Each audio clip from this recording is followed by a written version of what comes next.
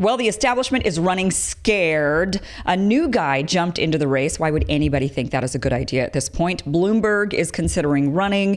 Hillary Clinton says that she is facing enormous pressure to run.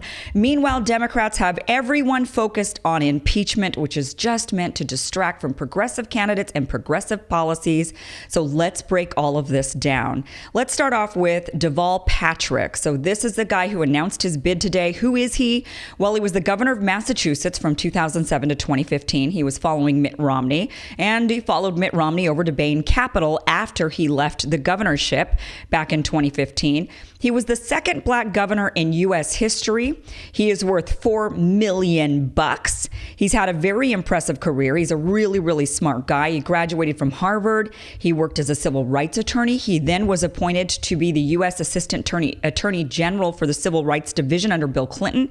He also was a top executive at oil and gas company Texaco, but he has called an end to our dependence on fossil fuels. He was also on the board of ACC Capital Holdings, whose parent company was the largest subprime lender during the housing bubble. He is a centrist. He's not for Medicare for all. He does take PAC money, even though he says we should be warned against dark money and lobbyists, and he's not for a wealth tax.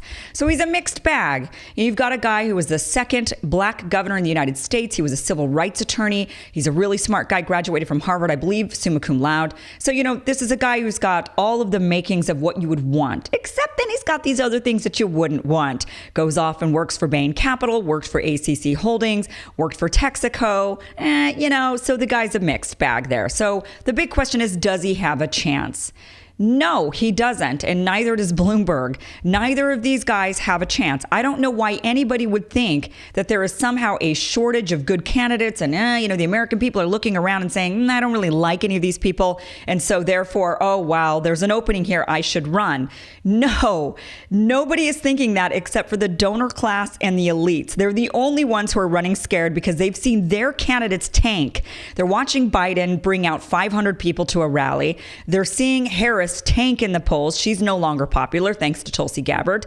We're seeing that Buttigieg, now he's climbing and he's getting a bit more support at his rallies. One of his rallies last month actually brought out about 13,000 people. That's pretty impressive, but it still is nothing compared to Bernie Sanders' crowd sizes, which are closer to 30,000, or Elizabeth Warren's crowd sizes, which are closer to 20,000. So why would anybody think that there is this shortage of a good candidate and therefore this centrist moderate needs to jump in there? You only think that if you're a wealthy, elite political class and you don't want to give up on the power and you just can't believe what is happening in front of your face. Now let's talk about Hillary Clinton, because she says she's facing pressure to run, immense pressure to run. So many people are pressuring her to run. Who are these people? Who are these people that are pressuring Hillary Clinton to run, or even who are telling Michael Bloomberg, hey man, it's a good idea, you should jump into the race? Who are these people? Because I'm willing to bet that none of these candidates have in their inner circle people who make $35,000 a year. No. In fact, Hillary Clinton and Bill are worth hundreds of millions of dollars. Bloomberg is a billionaire. And this Deval Patrick, I can't even remember his name. That's how much of a chance this guy has. He's worth $4 million. To them, somebody who's of meager means, probably in their inner circle, who might come over for dinner once in a while, is somebody who makes $250,000 to $300,000. $35,000 is what they're giving their kids for Christmas. So they don't have people in their inner circle who are your average, everyday working Americans, the people who are truly suffering, the people who are absolutely sold on populism. Populism is here to stay. People need to wake up. Now, you can either have Trump-style populism or you can have Bernie Sanders AOC-style populism, but you got to pick, because it's one of the two. And that is what this wealthy elite class needs to understand. Now, Hillary Clinton was recently at a New York Times event where she said she's not for Medicare for all. She's not for a wealth tax. She just wants to go back to the way things were. Oh, yeah, isn't that nice? Well, guess what, Hillary? America's not going back. America is here for populism. And like I said, you can either take Trump style or you can take Bernie AOC style. And the only people who I've heard, now you might be one of them, if you're watching this and you're saying, no, I don't want either of them, I want myself a centrist, then the question I have to ask you is, how much money do you make? Because the people I know who say that are people that are making at least six figures, and they're just not having their backs up against the wall like so many other Americans. They're not struggling with so much student debt, or if they do have student debt, it's okay because they've got a cush job that makes them six figures. They're not struggling to pay their rents and their food bills and put their children through education. These are the majority of Americans. The majority of Americans are struggling. They're feeling bootstrapped. They're feeling like they just cannot make ends meet.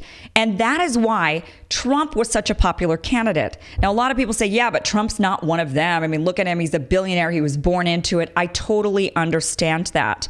But working class Americans see a man who eats McDonald's, watches Fox News, and dips his steak in ketchup. He also talks like he has a fifth grade education, and he's crass, and he's loud, and he doesn't give a damn. And to them, that's one of them. That's who he is. He's one of them. He just happens to have $1 billion and a hot wife. So for them, they're looking at him, they're like, yeah, man, that's the man I want to be. Never mind he was born into it. You and I understand that. But the fact is that he represents to many people in America themselves with success. And so that's why so many people voted for him. They felt, because voting is often emotional, they felt like Donald Trump shows the way forward. Donald Trump is one of them, and he is now showing the way of how make America great again.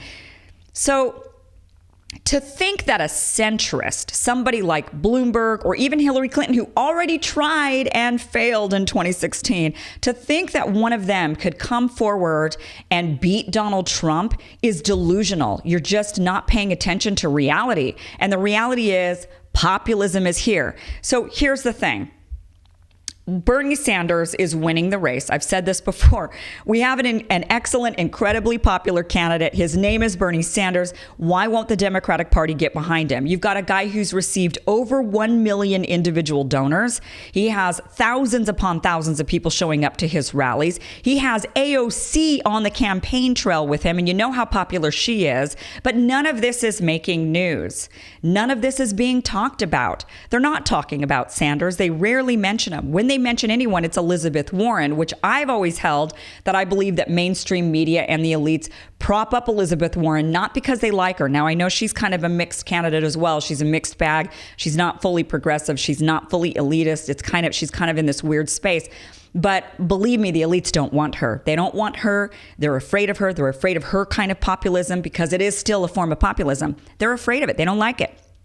So they're boosting her to take away votes from Bernie Sanders. They're hoping to split the progressive base, to split this momentum that Bernie Sanders started to gain in 2016, that he's continued to gain now. And they're hoping that that would be funneled towards a more centrist candidate. They were hoping, obviously, for Biden, for Harris. Now they're kind of putting things on Buttigieg. And apparently people have now talked this Massachusetts governor guy into running, thinking that that's a good idea.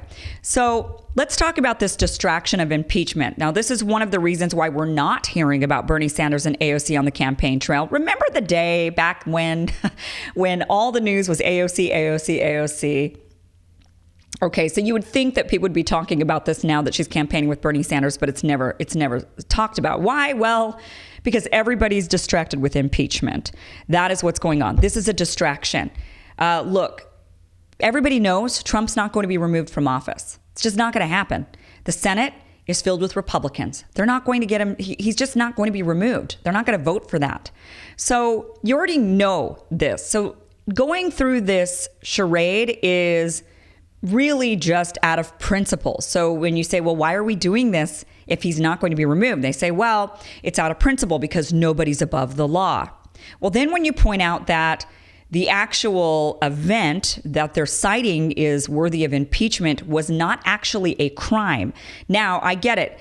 Ethically, the motive that Trump had for asking the Ukrainian president to investigate the Bidens, the motive is definitely not okay.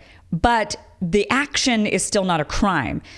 Presidents are allowed, it's part of the office, to strong arm foreign nations and foreign leaders and withhold aid and withhold money until they do what we want. Guess what? We do it all the time. Venezuela, Syria, and in those cases, it's the worst, in the worst way possible. With Syria and Venezuela, we've said, we're sanctioning you. We're withholding everything we've got. We're not allowing you to have anything. And in fact, we're going to tank your economy until you get rid of your presidents. So we're actually going out of our way to meddle fully in their governments, to meddle with their presidential elections, to meddle with their government.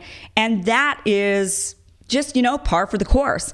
So the actual action itself is not a crime. The issue is the motive. Why did Trump do it? That's where it becomes sinister, because he's using our tax dollars to potentially strong arm this president into doing what he wants for his own political gain. Totally am on board with the fact that that's sinister, except one big problem. Zelensky from Ukraine said he didn't even know he was being blackmailed. He didn't know he was in the middle of this quid pro quo. He didn't know about the withholding of aid. He didn't know that was being withheld because of the Biden investigation. He didn't know any of this stuff. So for him, he's like, I don't know what you're talking about. I didn't feel victimized. I didn't feel like I was pressured. It wasn't even brought up. So now it's all these people just saying, well, we believe that this is why Trump was doing it. We have reason to believe this is why, even though they don't have any hard, fast evidence of it. So this impeachment, when you point this out, when you say, well, it's not actually crime, that the actual act, they say, well, but impeachment's not a court of law, so the law doesn't matter. It's like, wait a minute. I thought the reason why we're impeaching him was because nobody's above the law. So which is it? Which is it? Well, here is what it is. You're not allowed to attack the political elite. So Nancy Pelosi made it known for a while that she was unwilling to go down the impeachment road because she knew, one, it would boost Trump and it would harm the Democrats. And whichever Democrat was winning in the presidential primary and was up to face Trump is probably going to have a really difficult time if the Democrats move forward with an impeachment. She acknowledged that. She knew that. So why then do it? Well, guess why? Because none of the centrist, elite, corporate-backed Democrats were winning. Now, they fudged the numbers to make it look like Biden's winning, because they're kind of hoping that people just bandwagon onto that, which nobody is. So they know the reality. They know the reality is Bernie Sanders is winning and Elizabeth Warren is right on his heels. So they've got two progressive candidates and they're thinking, oh boy, especially if those two get together, then all bets are off. You can just kiss your centrist corporate Dem goodbye. Not going to happen. So guess what? They don't have anything to lose. Now, let me ask you a question. What does Nancy Pelosi lose if Trump wins again? Does anybody ever ask this question? What does Congress lose if Trump wins again? They don't really lose anything. In fact, it emboldens the Democratic base and they win more. Nancy Pelosi is now Speaker of the House because Trump won the presidency. And because he won the presidency, so many people turned out to vote for Congress because they wanted to turn the House blue. And they did. So if anything, Nancy Pelosi wins when Trump is president. It gives her a reason to be up on the screen, fighting for the people, being a fighter against Donald Trump, being the biggest leader in the Democratic Party. All of these people in Congress, they don't lose when the White House is in their direction or not. You might think so, but that's only if you think they're actually fighting for the American people, right? Like, they only care if their team is in the White House so that they could pass laws if they actually cared about passing laws.